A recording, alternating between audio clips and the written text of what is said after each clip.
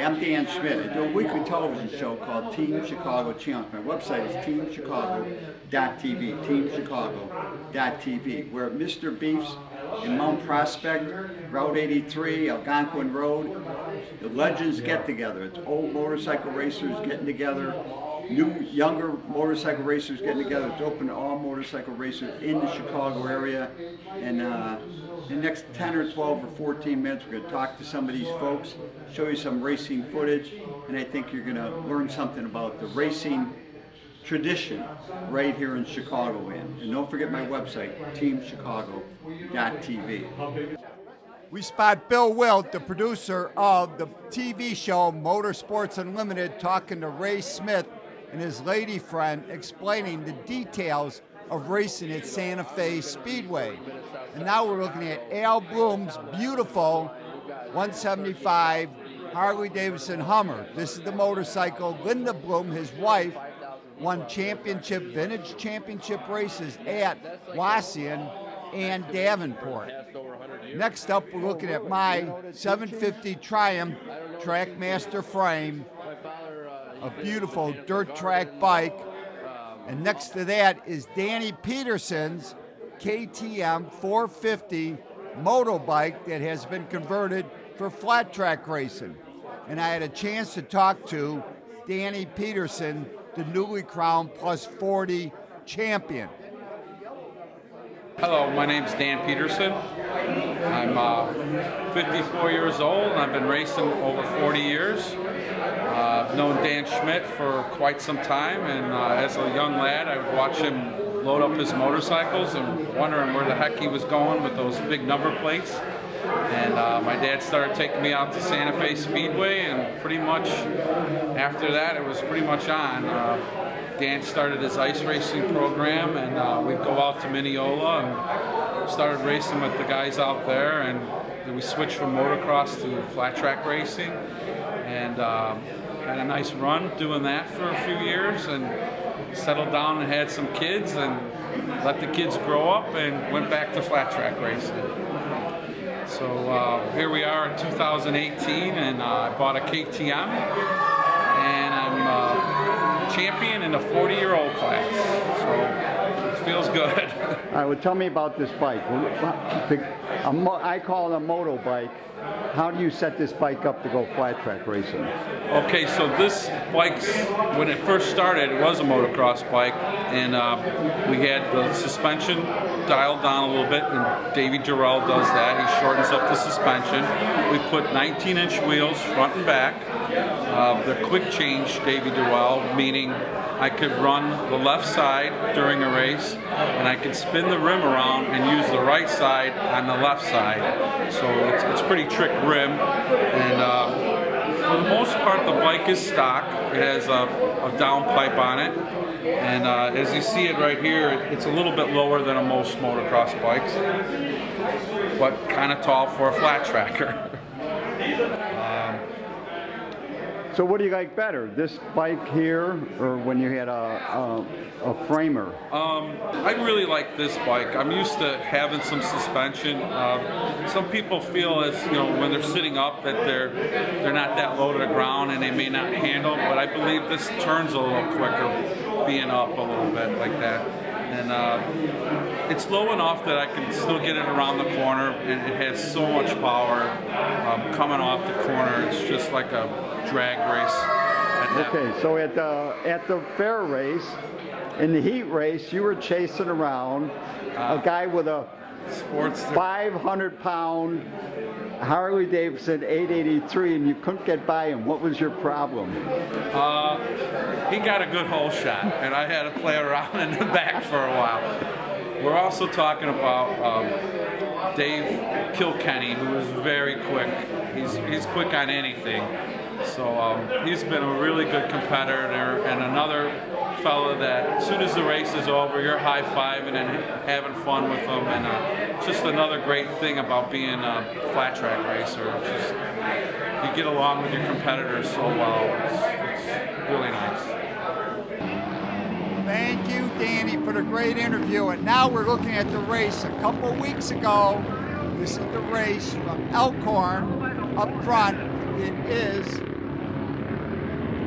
Dave Kilkenny on the Harley Davidson, but on the outside with the red leathers, that is Danny Peterson with that KTM 450. Running in third place, it looks like Ken Evans, and he's on a Honda, and that could be a 450 Honda or a 600 Honda flat track bike, or it could be a moto bike. You see Danny Peterson pulling ahead of that 883 or 900 or 1200 Harley Davidson. That is a Sportster. That bike is set up for the Hooligans race. Bike's built after 1980. It's a 500-pound motorcycle. Danny's got the advantage with the weight, plus that KTM does make a good amount of horsepower. In third place is that Ken Evans, and he's on either a motorbike 450 Honda, but he is trying to chase down Danny Peterson. He is trying that outside line, but Danny Peterson using the inside line has the advantage down this front straightaway as we see that Harley Davidson trying to work itself back into the picture. So at this point, Danny Peterson is leading. Ken Evans is running in second place using that outside line, and it is Ken Evans that did grab the win from Danny Peterson. And now we're looking at footage from 1970 at Santa Fe Speedway. Santa Fe Speedway, which was located in Willow Springs, Illinois, 91st and Wolf Road, ran motorcycle races all summer long on Wednesday nights. That was a heat race that was won by Neil King, number 55. This is 1970. As we see Neil King returning the flag, thousands of spectators came out on Wednesday night, the Santa Fe Speedway, and now we're looking at the final event, and it's that young, I think his name was Bob Johnson, number 94, on a Dick Mann replica Osa that went on to win the feature that night, number 94M, a rider from Michigan. And as the flagman shows the white flag, meaning one more lap, I should point out that the flagman is a member of the Maywood Mustang Motorcycle Club. That is the club that was involved putting these races on Wednesday night.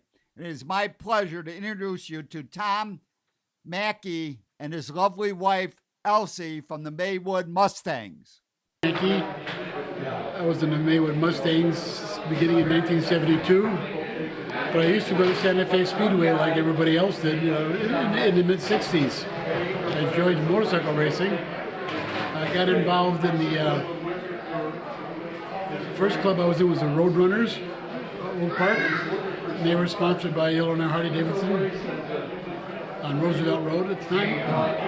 And then I met a guy, because we belong to the Northern Illinois Motorcycle Clubs Association, which is a forerunner of the district organization. And one of the guys there was Bill Emdy. He was in the Mustangs, and he invited me to join at Santa Fe. Apparently the club was formed as a riding club, but there was always this saying that in order to become a member of the Mustangs, you got to sell your motorcycle. Because a lot of guys no longer had bikes that were in the club. We did the officiating at Santa Fe Speedway, and some of us also were on the national clique. We did the central part of the country, from the road race in Minnesota all the way down to Houston for the Astrodome for the short track. And for those events, I was the tech inspector. Before the race started, everybody had to go through inspection, and you checked to see if some of the plugs were wired. The handlebars had to have fork stops so they wouldn't bang the gas tank. They had to have a medical card. And it was funny because the medical card in those days was like a credit card, but it was microfilm. So if they got taken to the hospital, they could blow up the film and see what the story was. Some companies, like I think it was Bates, they used to put that medical card in the flap on their jacket. Other ones put it in their pants flap, because at the racetrack, the jackets came off sometimes, you got thrown aside, but you always had your pants on when you went to the hospital. So they had their race card there. Then I started dating my wife Elsie. I brought her into the club, and she was a scorer. In those days, they would stand by the start-finish line and write down on a piece of paper when they went past the position. They always had an odd number of scorers, and since she had no interest in the activity, because it was my activity, and I dragged her into it, she was very impartial. So if there was ever some question about it, Duke Alias, the referee, would always say, well, what's Elsie got? Because she didn't care about the riders. Okay? She had no favorites. And so when we went to the National, she was a scorer also. And we had lots of friends we made in the club. Because what we do was, like for Houston, we'd rent a motorhome and drive down in January, which was good because the motorhome we rented up here had tread on the tires. In Texas, they don't have any tread on their tires. So we'd go straight through on the way to Houston. And we did all the races in the central part, including Louisville, where you get all full of sandstone. We did Peoria as well. And the Mustangs got their name from, in those days, car clubs. Had names like that. And they started in Maywood. And Mustangs was just, you're riding a motorcycle. You must be like a jockey or a horse rider. Thank you, Thom and Elsie. And now as we see the Hogslayer heading down the drag strip, it is my pleasure to have a conversation with the owner, T.C. Christenson. T.C. Christenson, better known as the Hogslayer. Been running my Sunset Motors Norton shop since the summer of '69. And that's when I got into the business. And my main objective when I got in that business, I wanted to make money in the motorcycle business and go racing. And that's what we did. We built our first bikes. Well, we had a single-engine fuel bike in '69, first year we had them. I set all kinds of records. It was the fastest single-engine bike out there. It ran 9.8 seconds at 150 miles an hour. A stocks, bore and stroke 750 single-engine. And then we went off to in 1970, we went off to Bowling Green, Kentucky, for the all-bike meets. One of the first times I was at that thing. I was out there with a single engine, set the records, and that's the first time I ever seen a double-engine bike run. That's when Boris Murray showed up with his twin-engine fuel bike Triumph. He fired that bike up, man. Everybody comes running to the gate. To watch this guy run. This guy blazes off in a cloud of smoke, gets about halfway down, wheel stands, that thing goes shooting through about 170 miles an hour. I said, man, that's for me.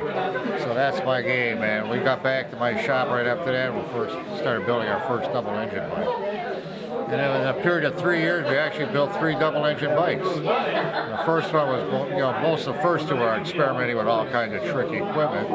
And the final one was the one I set all the world records with, was actually a combination of all that stuff. And what we developed in the bike line, the biggest thing we developed was the 2-speed, or the slipper clutches, the 2-speed automatic transmissions, first bike fuel injected, the first bike with all the chromatic space age frames, and then we went into car tires and wheels. And we finally got all that dialed in and shit. That's the bike that we set all the world record with. And the first year we ran in 1972, went out to the World Finals NHRA deal in California. We showed up with that bike and everybody goes, "What's a Norton?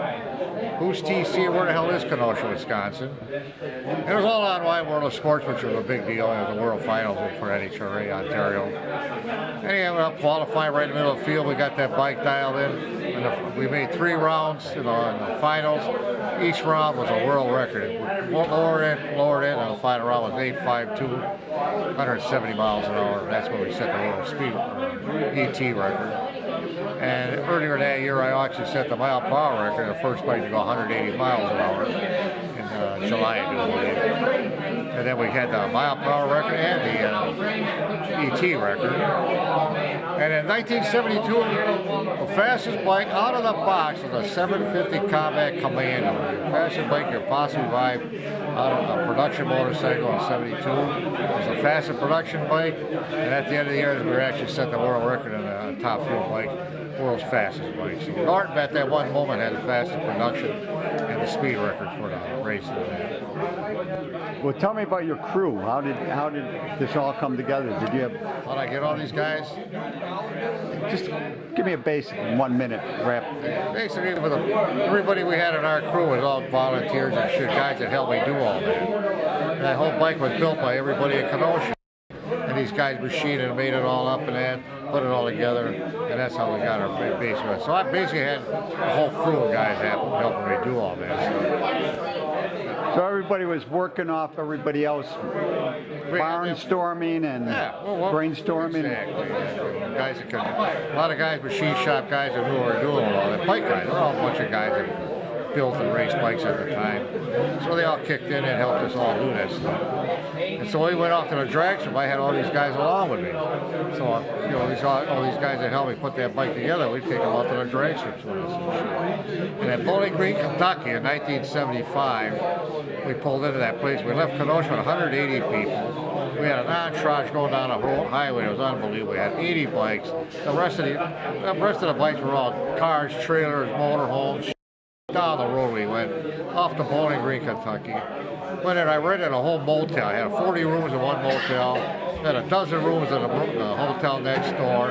We got all together, packed the place full, and we went off to the races. The next Saturday was the race time, so we had my van and bike in it, there was a race bike in it, and I had all these people following me off to the racetrack. I had 180 people following me off to that track. We pull into the back of that drag strip, and an announcer sees us coming. He goes, "Here comes that T.C. Christenson. He's the man to beat. Look at these." And he runs. He's got the world's biggest pit crew. Look at all them Norton guys, and we come in there and just overtook the place. Running all the, that's where we're setting all the records, going to fat, winning all the races. So in other words, the people in Kenosha and friends were all part of it. Pretty much. They helped me put that whole bike together. Right. So to build that stuff and get paid for doing it would take a ton of time and money. But we got all these volunteers. When you do it, it was an easy deal, you know.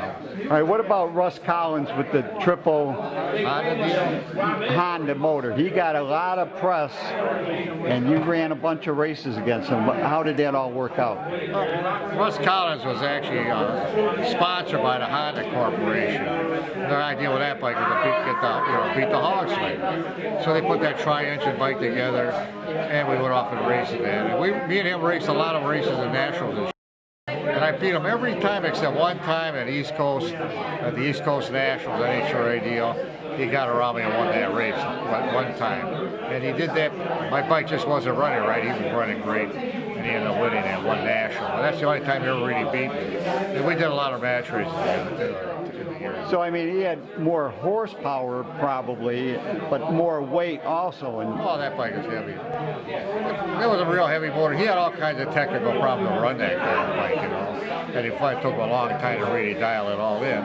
But he ended up crashing the thing and wrecking it before he really got that thing setting records. But he was going pretty fast. Right. So you had your bike was at that time was pretty well the best. My bike was set on kill, man. That thing had everything going for it. It was super dependable. The biggest thing, that bike never had any problem with breakage. I never lost a race because of it. That bike always ran. The more we ran it, the faster it would run. So once we got all that shit together, we just set that thing and ran it like nothing. Thank you, TC. As we see TC on his Norton, he's heading to an airport where he's going to run the Hogslayer. He's riding with the group called the BBC from Wisconsin. Let's check out this great footage.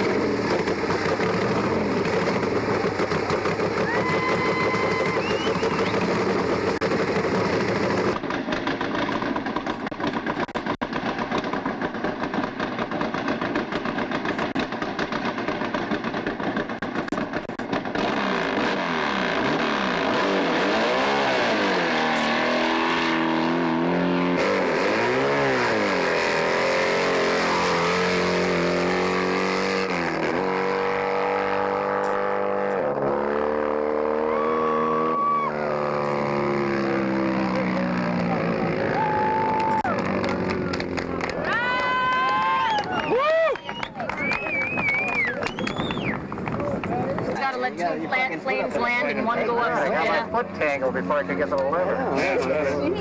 So he's got a couple planes that want to take off.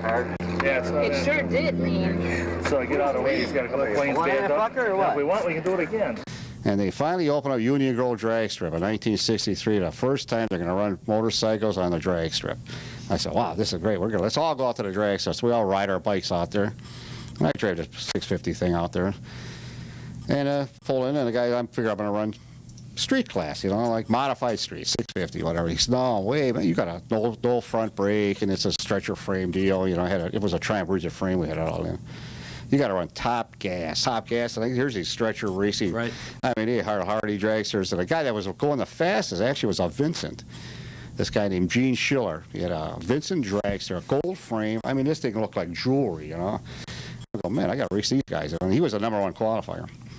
So anyway, we qualify in the middle of the field somewhere, and we get on the tracks. I get this thing, I'm going through the rounds, and I'm winning races, man. I get down to the final round against this Vincent, man, and this guy, he was outrunning me easy, you know. He was going a lot faster than I was. He was a #1 qualifier. So we get on the line, we do the burns, we get all staged up, drop the flag, and bow, we roll off, and I get him off the line about a bike. He misses second gear. I blaze off, win the whole thing, walked away, you know, winning the top gas and racing. So pretty much my first professional race that I really got into. And I literally drove my bike out to the races and won the race and drove it back, man, you know. Did that give you more of an incentive to drag race more and to build the twin-engine dragster that we all really know? Well, pretty much when we started all the way, but the thing was, the thrill of it all was the racing, obviously. And one thing that was kind of motivated us all, I think, was we had a lot of girls around at the time, you know, they're following us around these racetracks. And I took my first trophy. I give it to this nice girl, and she was appreciative of it, you know, so. You know, that's a lot of motivation there, you know what I mean? Yeah, that's So now we get down to the real reason for the racing, yeah. That's right. Pretty women, motorcycle racing, a great combination. For more information, email me at teamdan45@gmail.com if you want information about the Legends in 2019. Remember, you can always search on YouTube with Dan Schmitt Motorcycle Racing and subscribe to my channel.